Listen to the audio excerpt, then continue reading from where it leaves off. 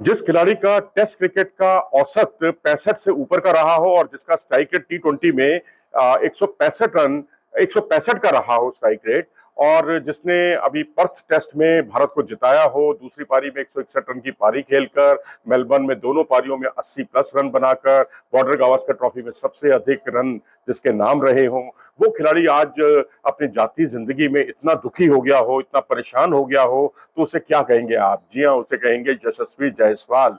यशस्वी जायसवाल बहुत परेशान है इन दिनों, और परेशानी में उन्होंने एक बड़ा फैसला ले लिया है। मुंबई टीम जिसने उनके हुनर को पहचाना, जहां से कोई मौका नहीं मिल पाता था खिलाड़ियों को, उस टीम में उन्होंने अपनी जगह बनाई और उसके बाद इंडियन टीम में आए, और इंडियन टीम में एक विशिष्ट दर्जा उनको मिला, चाहे वो टी20 का क्रिकेट हो, चाहे वो टेस्ट क्रिकेट हो, और कंसिस्टेंटली अच्छा परफॉर्म कर रहे हो। और वो खिलाड़ी आज दुखी होकर मुंबई छोड़कर गोवा का रुख कर जाए, गोवा की तरफ से खेलने लगे, तो इसे वाकई ये बहुत ही दुर्भाग्यपूर्ण है। और गोवा की कप्तानी मिलना, हालांकि कहा तो ये जा रहा है कि वो कप्तानी के को लेकर बहुत ज्यादा सेंसिटिव थे, बहुत ज्यादा संवेदनशील होने के साथ साथ महत्वाकांक्षी भी थे, और वो उनको मुंबई की टीम की कप्तानी मिलती हुई नजर नहीं आ रही थी।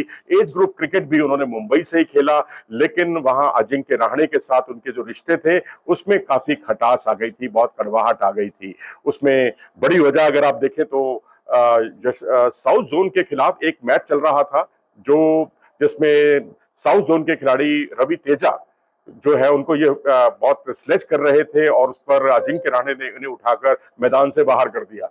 ये एक परेशानी की बड़ी वजह थी इन दोनों के बीच में, यानी कप्तान और खिलाड़ी के बीच में जो रिश्ते होने चाहिए थे वो वैसे स्वस्थ रिश्ते नहीं हो पाए। उसके बाद जम्मू कश्मीर और मुंबई का मैच हुआ। ये मैच क्योंकि मुंबई का पलड़ा अक्सर भारी रहता है, जम्मू कश्मीर को उस लेवल पे नहीं आंका जाता, लेकिन जम्मू कश्मीर ने जो है मुंबई को पराजित किया। दोनों पारियों में वो चले नहीं, और एक पारी में उन्होंने 4 रन बनाए यशस्वी ने, और दूसरी पारी में 26 रन बनाए, और उसके बाद उनको तलब तलब किया गया ओमकार साल्वी और अजिंक्य रहाणे द्वारा, और दोनों ने उनको बुलाकर बहुत कुछ सुनाया कि आपसे बहुत उम्मीद थी मुंबई को, और आप जिस तरह से आउट हुए, वो आउट होने का आपका तरीका कई तरह के सवाल खड़े करता है।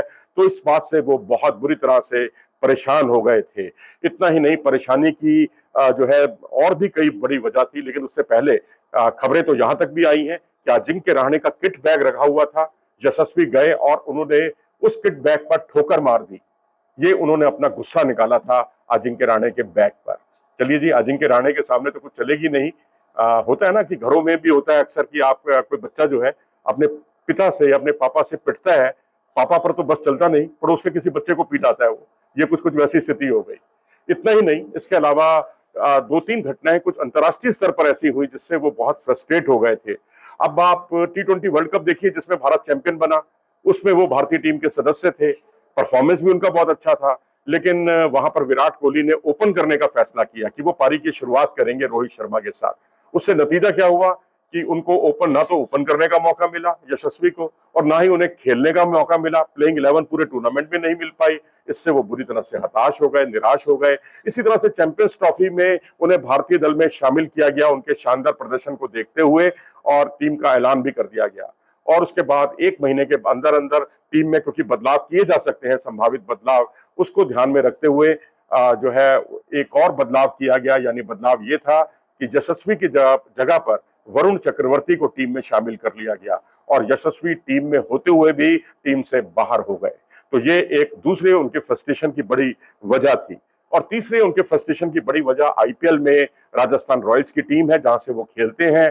पिछली बार उन्होंने खूब रन बनाए और इस टीम से उन्होंने बहुत रन बनाए, लेकिन इस बार जब संजू सैमसन इंजर्ड हुए तो बहुत कुछ ये माना जा रहा था, या ये समझिए कि यशस्वी जायसवाल ये मानकर चल रहे थे कि वो उन्हें कप्तानी मिलने वाली है, लेकिन कप्तानी जो है रियान पराग को दे दी गई। अब रियान पराग जो है पहले 3 मैचों में उन्होंने कप्तानी की, लेकिन यशस्वी देखते ही रह गए, और इसका असर उनके प्रदर्शन पर पड़ा, और वो अब तक कोई भी अच्छी पारी या बड़ी पारी नहीं खेल पाए हैं। तो इस तरह से अब यहाँ लगातार उनको फ्रस्ट्रेशन पर फ्रस्ट्रेशन हो रही है, और आखिरकार उन्होंने वो फैसला कर लिया जिसकी कोई उम्मीद भी नहीं कर सकता था। उन्होंने मुंबई की टीम से, जो कि सबसे सफलतम टीम है देश की, उसको छोड़ने का फैसला किया, और सीधा एनओसी के लिए लिख दिया कि वो गोवा से खेलना चाहते हैं, और उनको तुरंत एनओसी दे भी दी गई।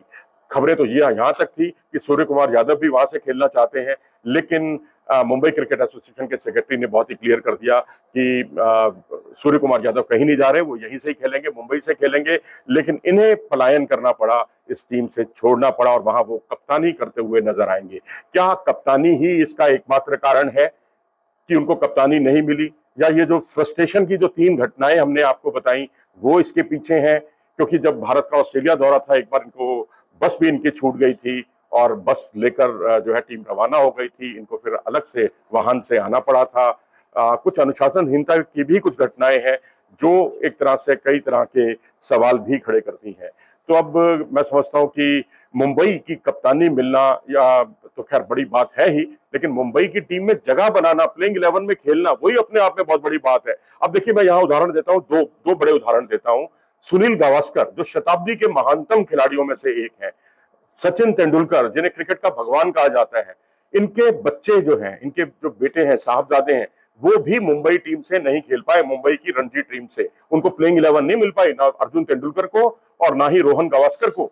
आखिरकार रोहन गावस्कर को जो है रुख करना पड़ा था बंगाल का, वो बंगाल से रणजी ट्रॉफी खेले, मुंबई से नहीं खेले हैं। ऐसे ही अर्जुन तेंदुलकर जो एज ग्रुप बेशक खेले मुंबई से, लेकिन उतने पर्याप्त मौके नहीं मिले, लेकिन जब रणजी ट्रॉफी में का मामला आया तो उन्हें भी रुखसत होके गोवा जाना पड़ा, गोवा का रुख करना पड़ा।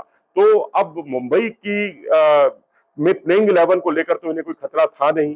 ठीक है, इनके अजिंक्य रहाणे के साथ रिश्तों में बहुत कड़वाहट आ गई थी। 3 घटनाएं फ्रस्ट्रेशन वाली मैंने आपको बताई। तो ये सारी घटनाओं का कुल मिलाकर लबोलबाब ये हुआ कि वो उन्हें मुंबई छोड़कर गोवा जाना पड़ा। यही है इस पूरी घटनाक्रम के पीछे। अपनी राय दें कमेंट सेक्शन पे जाकर कि क्या यशस्वी का ये मूव, इसको आप कितना न्यायोचित ठहराते हैं, कितना सही ठहराते हैं? अपनी राय हमें कमेंट सेक्शन में जरूर दें। वीडियो को लाइक करें, चैनल को सब्सक्राइब भी करें। नमस्कार।